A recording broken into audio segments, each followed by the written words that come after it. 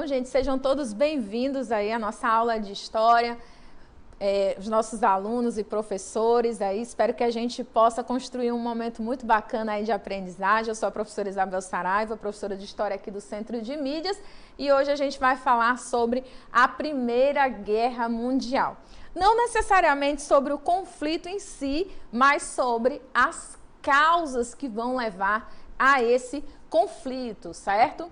Então, nós temos aí a Primeira Guerra Mundial como o centro da nossa aula, lembrando, tá, que ela recebe esse nome logo após a eclosão da Segunda Guerra. Até então, ela era conhecida como a Grande Guerra, a mãe de todas as guerras, e a gente vai entender por quê. Já que compreender esse assunto é fundamental para a gente entender todos os conflitos que se desenrolaram no século XX e ainda no século XXI. Então vamos lá.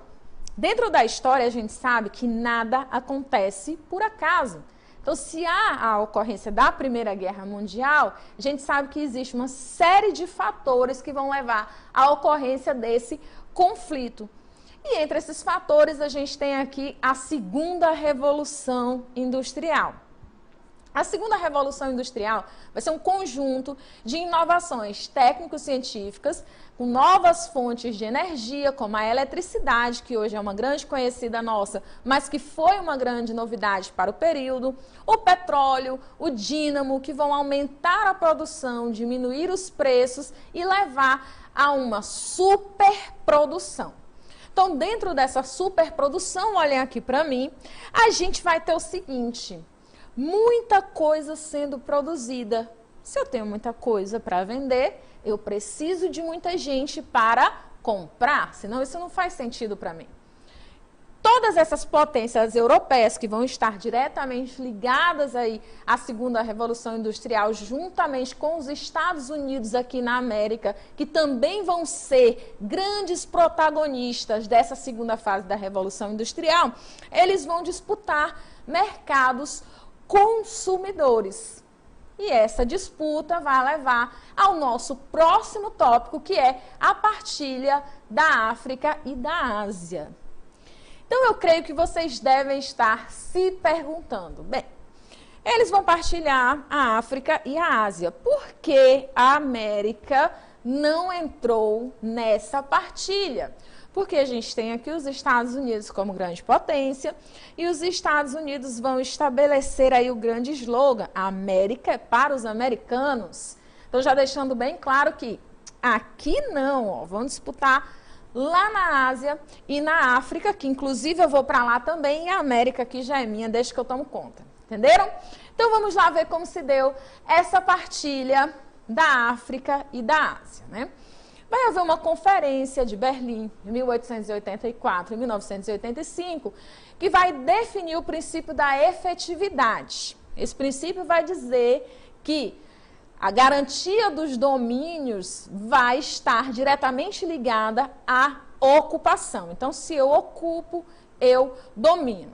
Então, a gente vai ver aqui que está tudo muito bonitinho no papel, mas é preciso a gente entender o seguinte, olhem aqui para mim mais uma vez. Essa partilha vai estar cheia de conflitos, principalmente por quê? Porque a Alemanha e Itália vão passar pelo que a gente chama de processos de unificação tardia, enquanto as outras potências europeias, como Portugal, Espanha, Inglaterra, França, já vão ter passado por esse processo de unificação séculos antes, a Itália e a Alemanha passam por esse processo no século XIX.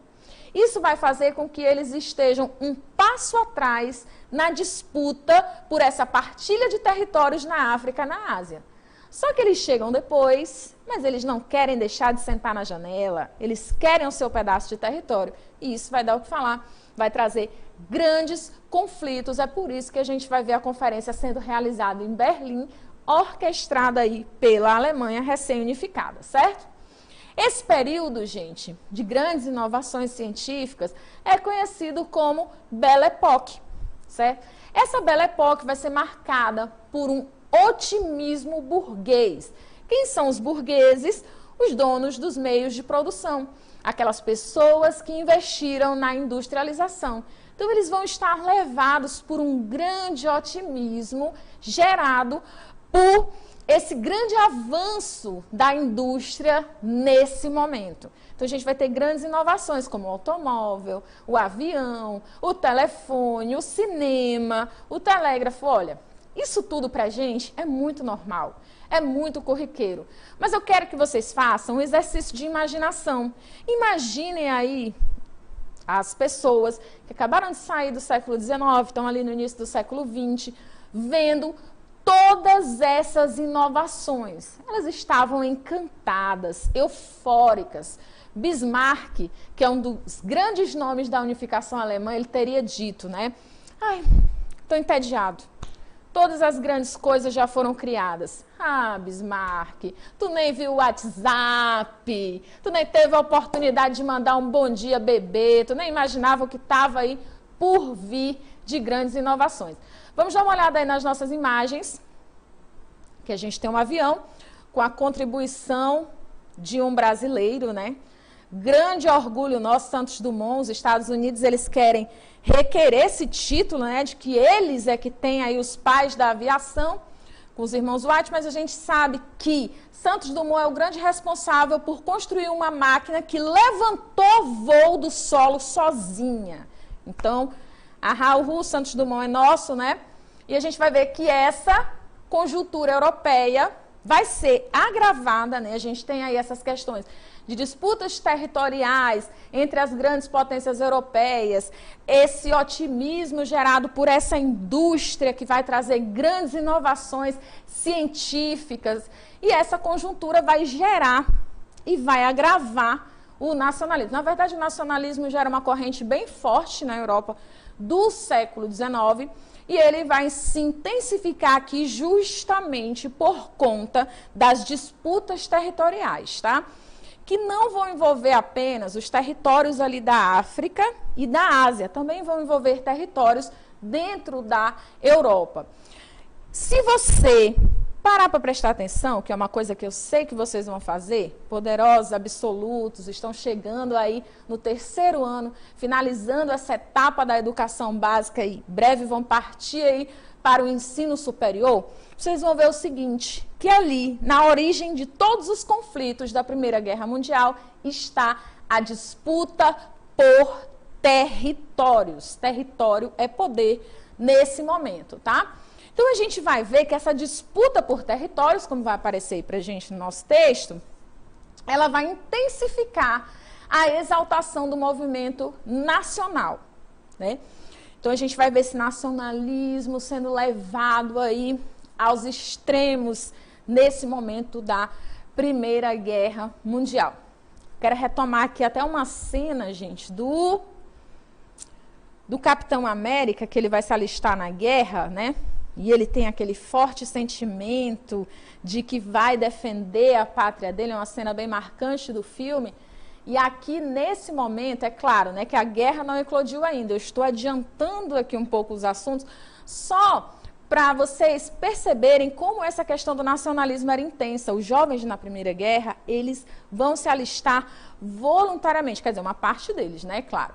Mas por essa questão do amor à pátria, uma romantização desse amor à pátria. Na verdade, eles não sabiam dos horrores que estavam esperando por eles na Primeira Guerra Mundial, porque isso só vai se revelar depois. Então, dentro desse clima de nacionalismo, a gente vai ter aqui o revanchismo francês.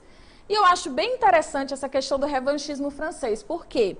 Lembram que eu citei para vocês que a Alemanha passou por um processo de unificação tardia. Essa unificação da Alemanha, ela se dá a partir de uma guerra contra a França. Então, no momento que a Alemanha ela vai ganhar a guerra contra a França e declarar aí a sua independência enquanto país, né? Ela vai fazer isso tudo dentro do Palácio de Versalhes. E isso vai ser considerado pelos franceses como uma grande humilhação. E é daí que vem esse sentimento de revanchismo francês. Os franceses vão alimentar um ódio pela Alemanha, motivados aí por esse processo de unificação da Alemanha que vai se dar dentro do território francês, tá? Aí nós vamos ter também movimentos, né, que vão pregar que todos os povos da mesma origem devem pertencer ao mesmo território, devem se irmanar, fazer parte de uma mesma nação. E aí a gente tem o pan-germanismo, que vai ser um movimento originário da Liga Pós-Germânica, formado em 1886, que vai preconizar a expansão da Alemanha com a incorporação de todos os povos de origem germânica que habitam a Europa. E temos também o pan-eslavismo, que é um movimento que vai defender a unificação política dos povos eslavos da Europa Oriental em um único país, a Grande Sérvia. Esse projeto nacionalista da Grande Sérvia vai ter origem no processo de independência do país em 1878 e vai ter como grande madrinha a Rússia, que tem um interesse muito forte aí de ter uma influência política sobre esses povos, né? Em 1808, a gente vai ver aí como fruto desses movimentos a questão dos Balcãs, né? Onde a Áustria vai resolver anexar ao seu território as províncias turcas da Bósnia e da Herzegovina. Eita, quase não sai o nome, mas saiu. Cobiçadas pela Sérvia e pela Rússia. A Sérvia, especialmente, tinha um interesse especial aqui, nessa região dos Balcãs, que fica ali entre o Mar Negro e o Mar Adriático, porque ela queria uma saída para o mar. Então, aqui vocês observam o que eu coloquei já nessa aula, que ali na origem dos conflitos da Primeira Guerra Mundial está a questão do território. Eles disputam território, eles querem se expandir as suas áreas de influência. Então, nesse período que a gente viu que a indústria ela está contando aí com grandes avanços tecnológicos, os países eles começam a se armar. Então, toda essa indústria aí, ela vai se voltando aos poucos para a produção de armamentos eficientes na questão de matar. E você deve estar se perguntando, por que isso? Por que eles vão se armar nesse período que, inclusive, fica conhecido como o período da paz armada? Porque, teoricamente, não há um conflito, mas eles estão produzindo armas. Porque a guerra era iminente. Ou seja, todas as grandes potências sabiam que ela ocorreria a qualquer momento. Então, eles começam a voltar às suas indústrias para a produção de armas, e armas que têm uma capacidade de matar que o mundo jamais viu. A Primeira Guerra assombra o mundo de tal forma que toda a humanidade vai ficar traumatizada, porque nunca se matou tanto com tanta eficiência. Infelizmente, isso hoje é comum para a gente sabe do poder das armas de fogo, mas nessa época não era uma novidade, certo? Então, a gente vai ver aí, mais à frente, que ao tempo em que eles investiam em armas, na chamada paz armada, a gente vai ter também a formação de alianças. O inimigo do meu inimigo é meu amigo. Cara, isso é um trava-língua. Olha, ganhei uma estrelinha agora, porque eu sempre erro isso, mas agora eu acertei. O inimigo do meu inimigo é meu amigo. Então, eles começam a formar alianças dentro da Europa para se fortalecer. Na verdade, os grandes líderes, que não eram burros, né, eram pessoas muito inteligentes, sabiam que o conflito ele ocorreria a qualquer momento. Agora, na inocência deles, eles subestimavam o poder do inimigo e acreditavam que eram melhores, que eram superiores e que iam dar cabo do conflito rapidinho, alguns meses, umas semanas, alguns meses. Lê do engano. A Primeira Guerra vai durar muito mais que isso e vai trazer consequências muito longas, que a gente sente, inclusive, nos dias atuais. Vamos dar uma olhadinha aí nas nossas alianças? Então, eles se armam, formam essas alianças, e a gente vai ter aí a Tríplice Aliança, formada pela Alemanha, Áustria-Hungria e Itália. A Itália também conhecida como vira-casaca, porque depois ela muda de time, né?